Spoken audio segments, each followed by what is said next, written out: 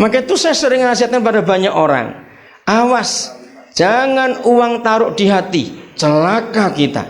Uang cukup di dompet. Karena begitu uang pindah dalam hati, jahat orang itu, saudara.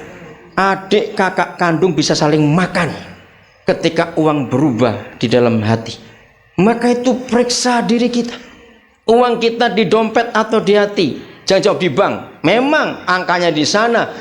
Tapi bukti adalah begitu kita kehilangan dia, kita panik atau tidak? Nggak ada yang ngamen lagi. Itu menandakan. Saya beri contoh. Mari yang mengaku Kristen kita bertobat hari ini.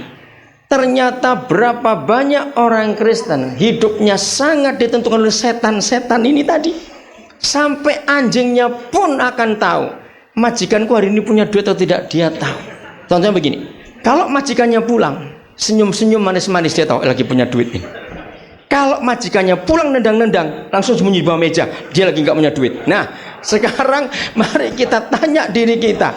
Anak-anak kita pun seringkali tahu. Nah, kalau mama gini pasti lagi nggak punya duit, kita lebih masuk kamar semua aja, jangan ketemu dia, habis kita nanti. Anak aja tahu kapan mama papanya lagi pegang duit. Ngerti, saudara? Mari kita jujur pada diri sendiri. Jangan sampai kita tertawa-tertawa waktu bonus datang terus. Wah, cuan luinya gede sekali, saudara. Untungnya luar biasa. Wah, tertawa-tertawa terus.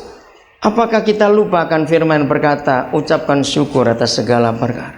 Ternyata dengan halal ini terbukti banyak pengusaha merdeka dalam hal lain, tapi nggak merdeka dalam hal uang.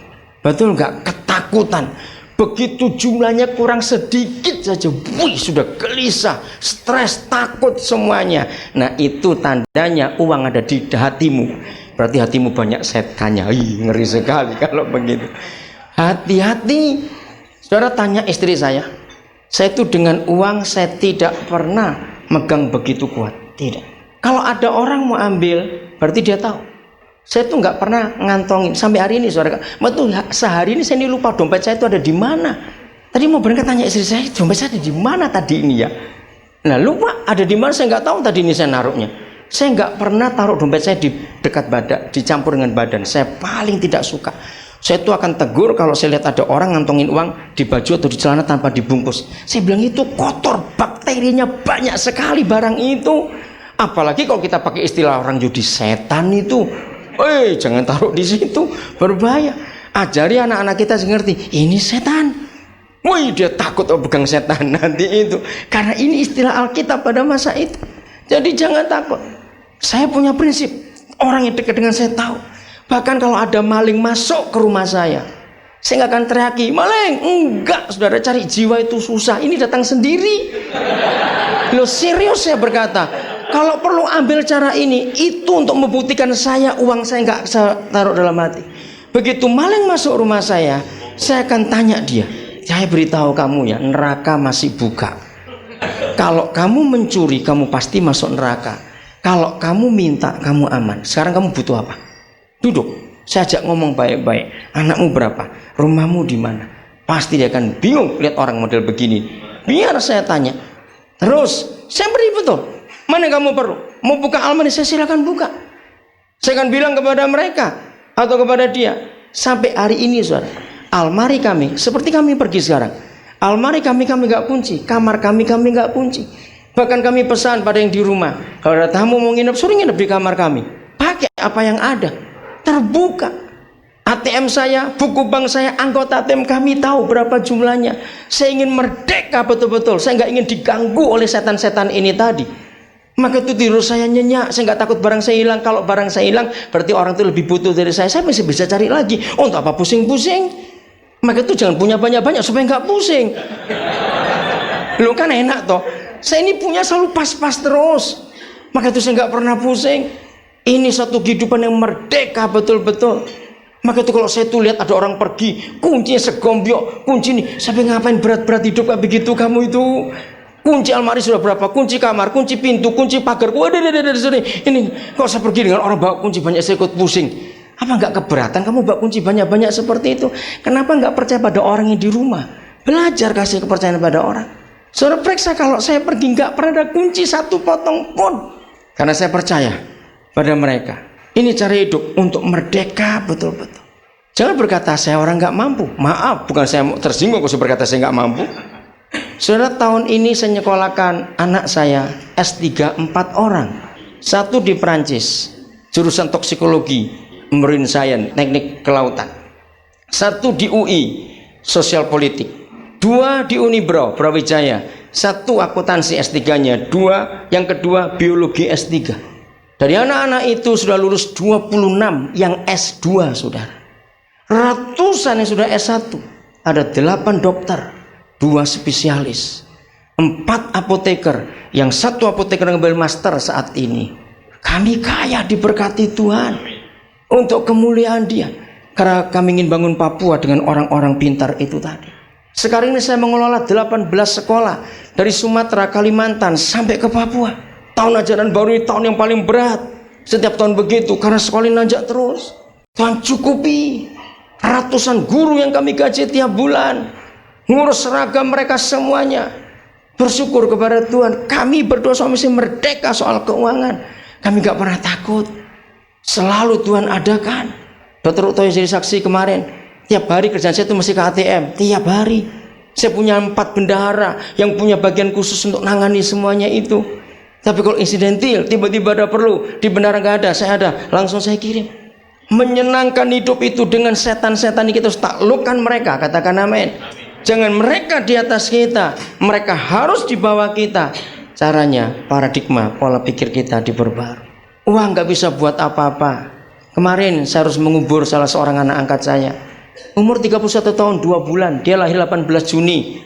Dia meninggal hari Jumat yang lalu, yang berapa itu, Agustus. Baru 31 tahun 2 bulan. Dan Pak Gani kami datang, lagi menanjak karirnya.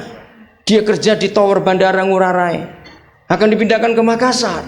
Tiba-tiba hepatitis C, langsung meninggal. Itu ketahuan cuma berapa hari. Saya kenal anak ini dari Kudus waktu dia masih sekolah. Waktu dia tugas di Biak, dia ketemu jodoh orang Toraja di sana. Saya nikahkan mereka.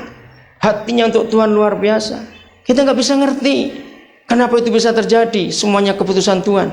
25 Juli kami nikahkan salah satu anak kami. Dia itu yatim piatu, mantan narkoba. Tuhan jamah hidupnya. Keluarganya mindahkan ke Nabire. Saya terima di situ, baru jadi anak kami. 4 tahun yang lalu dia tiba di Nabire. Orang Tionghoa. Di Nabire 2 tahun yang lalu dia ketemu jodohnya, orang Papua asli. Luar biasa. Keluarganya sempat ribut. Saya bilang tunggu, dia cantik. Saya bilang begitu. Lalu karena keluarganya nggak bisa datang ke Nabire, maka pernikahannya dibuat di Surabaya. 25 Juli menikah hari Senin. Saudara, jam 8 malam saya memperkatakan, jam 2 subuh dia masuk rumah sakit. Itu penyakitnya orang Papua. Tanggal 2 Agustus dia meninggal. Bayangkan saudara, cuma 9 hari umur pernikahan itu. Sulit dimengerti. Kenapa Tuhan? Apa yang kita mau pertahankan untuk hidup ini? Umur begitu pendek. Rabu malam jam 8 saya naik travel dari Tawangmangu. Saya ke Bandara Juanda. Karena pagi setengah 7 saya masih terbang ke Gorontalo. Saya masuk ke satu kampung namanya Busisingo. Pasti orang heran, Busisingo kayak nama Jepang. Di mana itu? Saya SMS anak-anak, saya doakan. Gak ada jaringan handphone di situ. 2 hari saya di sana. Di Rabu malam, Jumat malam jam 11 saya keluar dari Busisingo. Begitu memasuki kabupaten kota Bolang Mangundu, kabupatennya Kota Mombagu, maka handphone baru ada jaringan. Kaget. Waktu jam 8 malam itu saya masuk ke travel. Kalau saudara kenal salah seorang hamba Tuhan dari GBI Rock di Jayapura, itu Bapak Nobel Forno, ini adik kandungnya. Dia masih guyon dengan saya. Kemudian ini rekaman khotbah Koden 3 season di pembukaan soal Alkitab. Dia masih guyon di jabat tangan saya.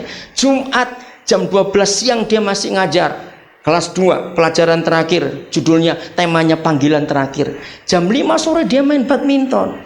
Tahu-tahu tergeletak. Nah teman-temannya berkata, masih ditendang. Jangan guyon kamu di sini, jangan guyon. Mati saudara. Saya bingung, Tuhan kenapa begini? SMS pertama dari istrinya itu yang dikirim hari kemarinnya, baru saya baca, nggak sampai 5 menit SMS teman-temannya bilang Joshua meninggal. Lu bagaimana saya baru baca SMS-nya? Ya terngajar telat karena 2 hari nggak ada jaringan. Berapa saat kemudian, makin jauh perjalanan saya menuju Manado, SMS anak saya yang di sini yang di tower itu meninggal. Saya pikir hari Rabu itu saya masih telepon dia. Dia dulu masih Sanglah, bilang Ari tunggu papi. Papi kan datang di Denpasar Sabtu tengah malam atau subuh Minggu, dia masih ngomong baik dengan saya. Hidup ini singkat, betul? Maka itu jangan kalah dengan setan-setan tadi. Setuju? Merdekakan diri kita dari setan itu. Nah, ayat yang ke-9, inilah satu-satunya ayat dalam seluruh Alkitab yang memberitahu kita apa itu kegunaan uang. Apa? Lihat pasal 16 ayat 9. Ternyata Tuhan Yesus dengan tegas mengatakan uang itu cuma untuk satu tujuan, bukan 2, bukan 6, bukan 10, cuma satu. Katakan amin dulu, saya terangkan. Apa tujuan uang?